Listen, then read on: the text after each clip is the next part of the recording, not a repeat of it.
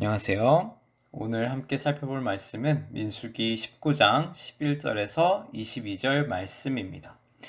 오늘 말씀에서 우리는 이스라엘 사람들이 시체를 만지면 어떻게 부정해지는지, 그리고 그것으로부터 어떻게 정결하게 될 수 있는지를 배우게 됩니다.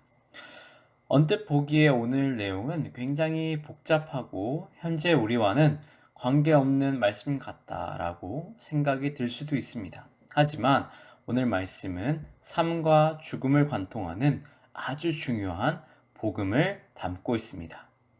그래서 죽음과 복음, 이 두 가지가 오늘 말씀의 핵심 키워드인데요. 우선 죽음을 먼저 살펴봅시다. 오늘 말씀에서 계속해서 나오는 것이 있습니다. 다양한 행동, 상황이 등장하지만 결국 결론은 무엇입니까? 인간이 시체를 만지거나 같은 공간에 있는 것만으로도 어떻게 된다? 부정하게 된다라는 것이 핵심이죠. 다른 말로 하면 인간이 갖게 되는 부정함, 이 부정함의 근본적인 원인이 되는 것이 무엇이라는 겁니까? 바로 사람의 죽음, 사망과 관련이 있는 것이죠.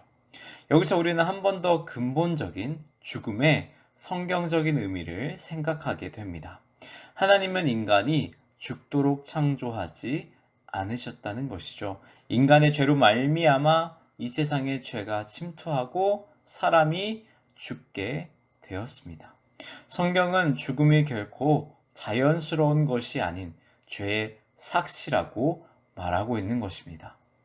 사망은 궁극적으로 부정이고 생명에 대한 궁극적인 원수인 것이죠.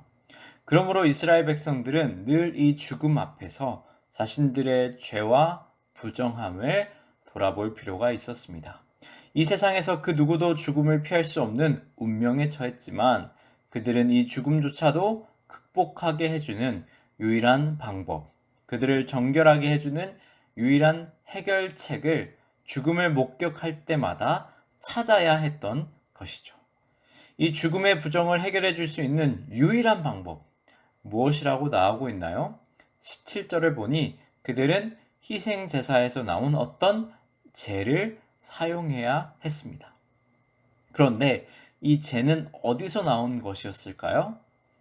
이 문맥을 잘 읽어보시면 아시겠지만 우리는 오늘 본문이 붉은 암송이로 드리는 희생제사 내용에 바로 이어서 나오고 있다는 것을 기억해야 합니다.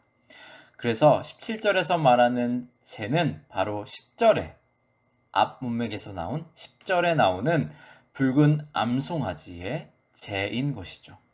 붉은 암송아지는 특별히 정결하고 흠없는 예수님을 상징하는 제물이었습니다.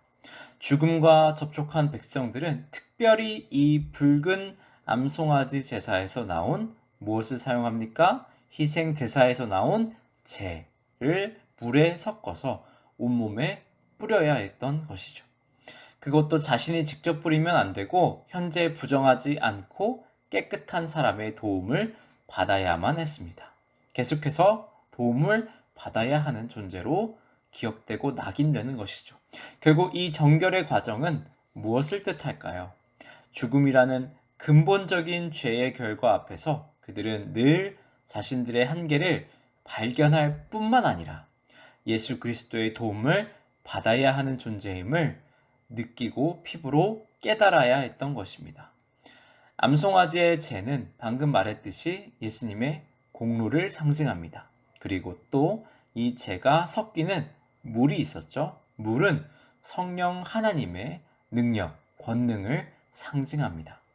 성경 속에서 성령은 생수의 강으로 종종 등장하지 않습니까?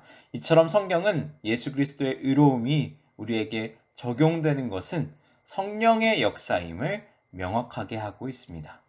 그렇기 때문에 고린도전서 6장 11절에 가보시면 바울은 우리가 예수 그리스도의 이름으로만 깨끗게 되는 것이 아니라 우리 하나님의 성령 안에서 의롭게 된다라고 설명하고 있죠. 한번 우리 고린도전서 6장 11절을 같이 읽어볼까요? 화면에 있습니다. 시작.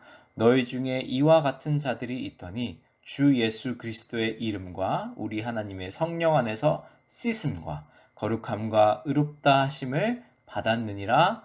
아멘. 네, 이처럼 성경은 죽음의 부정을 극복하고 깨끗함을 얻는 유일한 방법이 예수님과 성령 하나님의 역사에 있음을 구약에서부터 강조하고 있습니다. 성도 여러분, 우리는 그 어느 시대보다 죽음이 우리에게서 멀리 있다고 착각하는 시대를 살아가고 있습니다. 이럴 때일수록 우리는 성경이 말하는 진정한 죽음의 의미와 유일한 해결책, 부활의 예수님을 제대로 묵상하고 깨달아야 할 것입니다. 예수님은 죽음 앞에서 영원한 절망이 아닌 부활의 능력으로 우리를 변함없이 초대하고 있습니다. 바로 오늘의 이 말씀으로 말이죠. 오늘도 죽음의 한계 속에서 갇혀 살아가는 희망 없는 자들이 아니라 부활의 능력을 믿음으로 예수님의 말씀을 붙잡으며 담대히 살아가는 우리 나눔교회 성도님들이 되기를 진심으로 축복하고 기도합니다. 아멘.